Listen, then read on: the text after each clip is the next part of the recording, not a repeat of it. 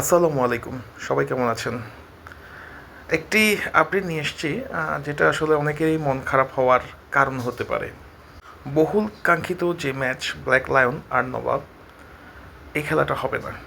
চলুন জনি ভাই কি বলে শুনে আসি। আগামীকাল আমাদের নবাব এবং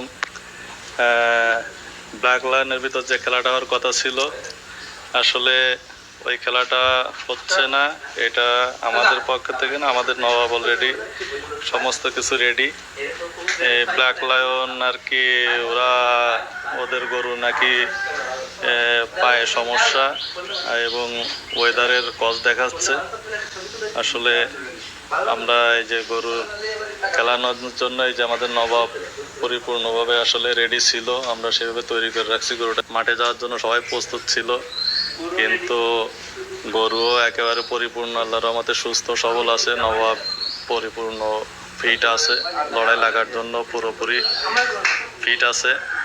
কিন্তু ব্ল্যাক লায়ন আসলে গরুটা ও খেলতে চাচ্ছে না এই মুহূর্তে। ও সময় বাড়াইতে বলছে, অসুস্থ হইলে তুমি ডেট বাড়ায় নাও, দর্শককে হয়রানি করো না, আর মান সম্মান যেন না যায়। কেন একটা মাঠ, যে মাঠে খেলা হবে সেই মাঠের কমিটিদের ম্যানেজ করা লাগছে, কয়দিন দৌড়াদৌড়ি করছি, প্রশাসনকে ম্যানেজ করা লাগছে।